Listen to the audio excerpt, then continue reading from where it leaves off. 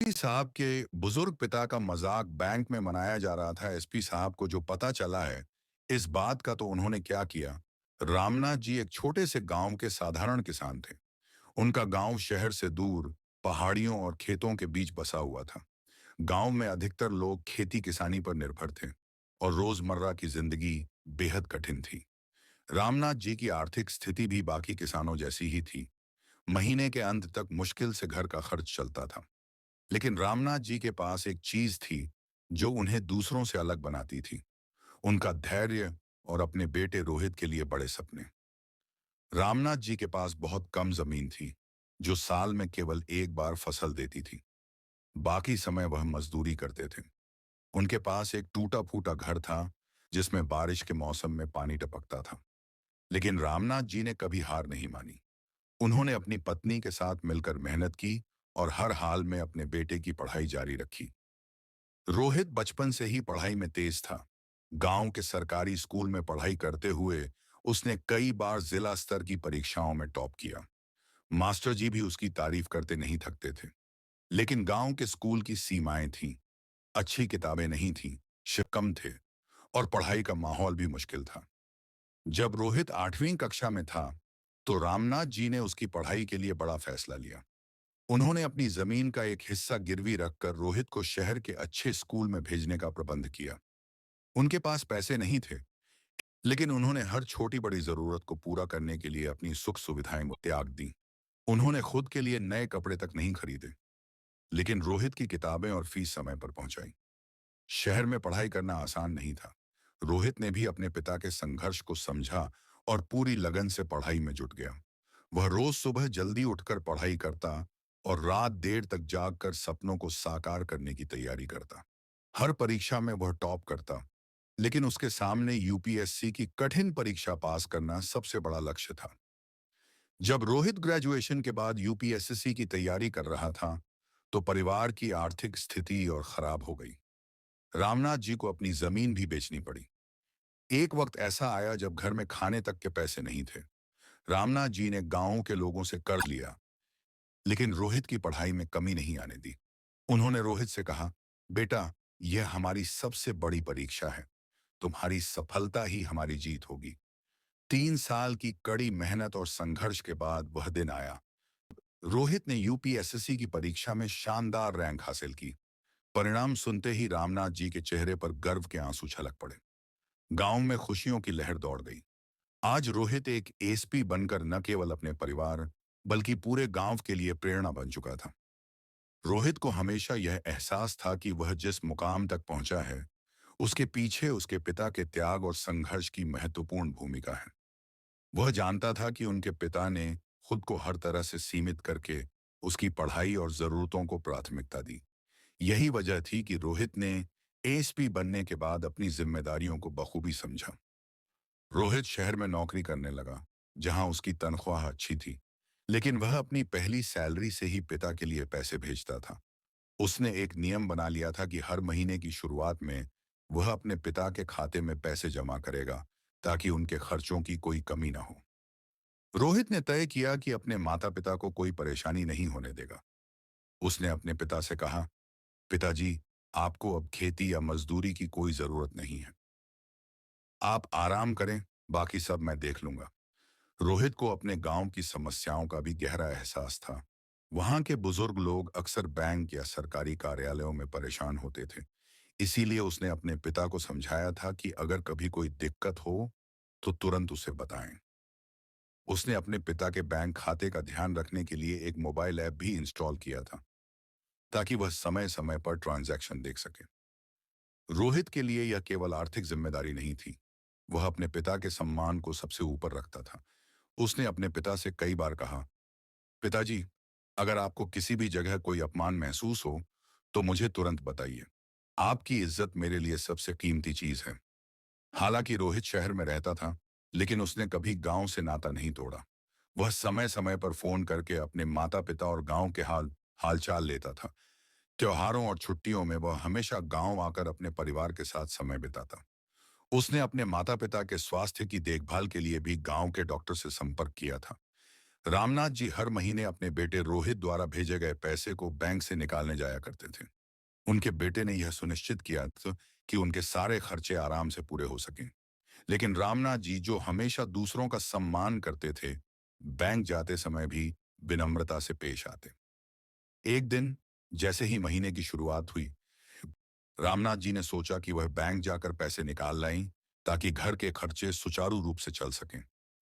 गांव के बैंक में अक्सर भीड़ रहती थी। स्टाफ की संख्या कम थी और कर्मचारियों का रवैया लापरवाह था। रामनाथ जी सुबह ही बैंक पहुंचे, लेकिन वहां का माहौल देखकर असहज हो गए। बैंक के कर्मचारी अपनी सीटों पर आराम से बैठे थे और काम धीमी गति से कर रहे थे। रामनाथ जी ने विनम्रता से पूछा, बेटा, मुझे अपने खाते से पैसे निकालने हैं, क्या यह काम जल्दी हो सकता है? कर्मचारियों ने उनकी बात अनसुनी कर दी और इधर उधर के कामों में लगे रहे। रामनाथ जी सीधे मैनेजर के पास पहुंचे। उन्होंने अपनी समस्या बताई और निवेदन किया कि उन्हें पैसे निकालने में मदद की जाए। मैनेजर ने रूखे स्वर में कहा, अभी लंच टाइम होने वाला है, बाद में आइए। रामनाथ जी ने कहा, बेटा, मैं सुबह से आया हूं और अब मुझे बहुत देर हो चुकी है, कृपया मेरी मदद कर दो।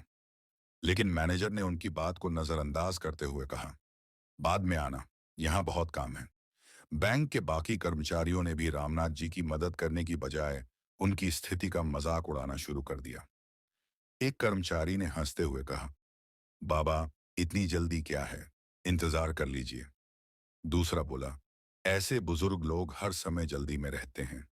रामनाथ जी यह सब सुनकर स्तब्ध रह गए। उनका चेहरा उदास हो गया, लेकिन उन्होंने कोई शिकायत नहीं की। वह चुपचाप बैंक के एक कोने में जाकर बैठ गए और लंच टाइम खत्म होने का इंतजार करने लगे। उनकी स्थिति देखकर कुछ ग्राहकों को भी दुख हुआ, लेकिन किसी ने कुछ नहीं कहा। इसी दौरान रोहित गांव में आया हुआ था। जब उसे पड़ोसियों से पता चला कि उसके पिता पैसे निकालने बैंक गए हैं, वह तो वह भी बैंक की ओर चल पड़ा। रोहित जब बैंक पहुंचा तो उसने अपने पिता को कोने में उदास और थके हुए बैठे देखा। रामनाथ जी सुबह से इंतजार कर रहे थे, लेकिन बैंक के कर्मचारियों ने उनकी बात को अनसुना कर दिया था। यह दृश्य देखकर रोहित का दिल पसीज गया, लेकिन साथ ही गुस्सा भी आ गया। उसने देखा कि बैंक का स्टाफ अपने काम में लापरवाह है और ग्राहकों को अनावश्यक परेशान कर रहा है। अपने पिता के चेहरे पर उदासी और बेचारगी देखकर रोहित अंदर ही अंदर उबल पड़ा। वह सोचने लगा कि जिन लोगों के लिए उसके पिता ने सब कुछ त्याग दिया, आज वे लोग उन्हें सम्मान तक नहीं दे रहे। गुस्से से भरा हुआ रोहित बैंक के अंदर सीधा मैनेजर के पास गया और सख्त आवाज में पूछा, मेरे पिता सुबह से यहां बैठे हैं, आपने उनकी मदद क्यों नहीं की? क्या आपका यही काम करने का तरीका है? मैनेजर और अन्य कर्मचारी रोहित की इस सख्त आवाज को सुनकर चौंक गए। मैनेजर ने पहले तो लापरवाही से कहा, हम लंच टाइम में हैं, थोड़ा इंतजार करना पड़ेगा। रोहित ने कड़ाई से कहा, यह आपका लंच टाइम हो सकता है, लेकिन मेरे पिता का समय यहां बर्बाद हो रहा है। उनका सम्मान करना आपका फर्ज है। रोहित के लिए यह केवल इंतजार का मामला नहीं था, यह उनके पिता के साथ हुए अपमान का मुद्दा था। वह सोचने लगा, क्या मेरे पिता, जिन्होंने इतनी कठिनाई से मुझे इस मुकाम तक पहुंचाया, आज यहां बैठकर इस तरह अपमान सहेंगे? क्या यह वही देश है जहां बुजुर्गों का सम्मान करना सिखाया जाता है? बैंक का माहौल पूरी तरह बदल गया। रोहित के सवालों से मैनेजर और अन्य कर्मचारी असहज हो गए। कुछ ग्राहक भी रोहित का समर्थन करने लगे और कहने लगे, हाँ, ये बैंक वाले हमेशा बुजुर्गों को परेशान करते हैं। रोहित ने अपने पिता की तरफ इशारा करते हुए कर्मचारियों से कहा, ये मेरे पिता हैं। अगर इनका सम्मान नहीं कर सकते, तो किसी का नहीं करेंगे। यह केवल एक बुजुर्ग का मामला नहीं है, बल्कि हर उस व्यक्ति का सवाल है जो यहाँ अपनी मेहनत की कमाई लेने आता है। रोहित की आवाज में गुस्सा और दर्द दोनों झलक रहे थे। उसने यह भी कहा, मैं केवल एक बेटा नहीं हूं, बल्कि एक एसपी भी हूं। आप लोग जनता की सेवा के लिए यहाँ हैं, न कि उन्हें परेशान करने के लिए। रोहित ने तुरंत अपने बैचमेट और जिले के एसपी को फोन किया। उसने पूरी घटना बताई और कहा, यह केवल मेरे पिता का अपमान नहीं है, बल्कि सिस्टम की असफलता है। ऐसे कर्मचारियों को सबक सिखाना जरूरी है। जब रोहित ने पुलिस को बुलाने की बात की, तो रामनाथ जी ने उसे रोकने की कोशिश की। उन्होंने कहा, बेटा, नाराज मत हो, यह लोग अपनी गलती समझेंगे। हमें किसी को सजा देकर नहीं बल्कि समझाकर सुधारना चाहिए। लेकिन रोहित की नाराजगी शांत नहीं हो रही थी। उसने जवाब दिया, पिताजी, आप हमेशा दूसरों को माफ कर देते हैं, लेकिन यह बार बार होता रहेगा अगर इन्हें सिखाया नहीं गया। मैं आपको अपमानित होते हुए नहीं देख सकता। रोहित ने तुरंत अपने बैचमेट और जिले के एसपी पुलिस अधीक्षक को फोन किया। उसने पूरी घटना बताते हुए कहा, यह मेरे पिता का नहीं बल्कि सिस्टम का अपमान है। ऐसे कर्मचारियों को सिखाना जरूरी है कि जनता के साथ कैसा व्यवहार करना चाहिए। मैं चाहता हूं कि आप तुरंत यहां पहुंचें। जिले के एसपी, जो रोहित का बैचमेट और अच्छा दोस्त था, ने तुरंत पुलिस बल को बैंक भेजने का आदेश दिया। थोड़ी ही देर में बैंक के बाहर पुलिस की गाड़ियों के सायरन गूंजने लगे। जैसे ही पुलिस बैंक पहुंची, वहां मौजूद ग्राहक और बैंक स्टाफ सहम गए। पुलिस के आने से कर्मचारियों को समझ आ गया कि मामला गंभीर हो चुका है। बैंक मैनेजर और स्टाफ, जो अभी तक लापरवाह और अभिमानी नजर आ रहे थे, अचानक घबराने लगे। सभी ग्राहक यह देखने के लिए रुक गए कि आगे क्या होने वाला है। रोहित ने बैंक के मैनेजर और कर्मचारियों को लाइन में खड़ा कर लिया। उसकी आंखों में गुस्सा साफ दिख रहा था। वह उनसे सख्त लहजे में बोला, आप लोग किस हैसियत से एक बुजुर्ग आदमी का अपमान करते हैं? क्या आपको सिखाया नहीं गया कि ग्राहक का सम्मान करना आपकी जिम्मेदारी है? यहाँ जनता अपनी मेहनत की कमाई निकालने आती है और आप लोग उनका मजाक उड़ाते हैं। मैनेजर ने डरते हुए जवाब दिया, साहब, हम लंच टाइम में थे, गलती हो गई। रोहित ने तुरंत पलटकर कहा, लंच टाइम जनता की सेवा से बड़ा नहीं है। यह बैंक आपकी निजी संपत्ति नहीं है, इसलिए जनता का बैंक है। अगर आप अपना काम नहीं कर सकते तो यहाँ रहने का हक नहीं है। रोहित ने अपने बैचमेट एसपी को देखते हुए कहा, इन सभी कर्मचारियों को तुरंत सस्पेंड किया जाए। मैं चाहता हूं कि इनकी लापरवाही और दुर्व्यवहार की जांच हो। दूसरे एसपी ने आदेश का पालन करते हुए तुरंत कार्रवाई शुरू कर दी। बैंक मैनेजर और स्टाफ ने अपनी गलती स्वीकार की, लेकिन रोहित का गुस्सा शांत नहीं हुआ। जब रामनाथ जी ने देखा कि रोहित कर्मचारियों को सस्पेंड कराने पर अड़ा हुआ है, तो उन्होंने उसे रोकने की कोशिश की। बेटा, यह सब रहने दो, इन्हें माफ कर दो। गलती से सबक लेना जरूरी है, लेकिन किसी की रोजी रोटी मत छीनो। रोहित ने जवाब दिया, पिताजी, मैं आपका अपमान सहन नहीं कर सकता। यह लोग इसे माफ नहीं, एक सबक समझें। रामनाथ जी ने समझाया, सजा से ज्यादा बड़ा सबक माफी है।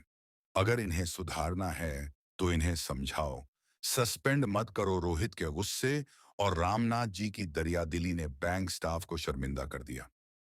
मैनेजर और स्टाफ ने तुरंत रामनाथ जी और रोहित से माफी मांगी। उन्होंने कहा, हमसे बहुत बड़ी गलती हुई है, हमें माफ कर दीजिए। हम आगे से कभी किसी के साथ ऐसा व्यवहार नहीं करेंगे। पिता की विनम्रता को देखकर रोहित का गुस्सा कुछ शांत हुआ। उसने कहा, अगर मेरी बातों और आपके अपमान से ये सबक ले चुके हैं, तो मैं इन्हें एक मौका देता हूं।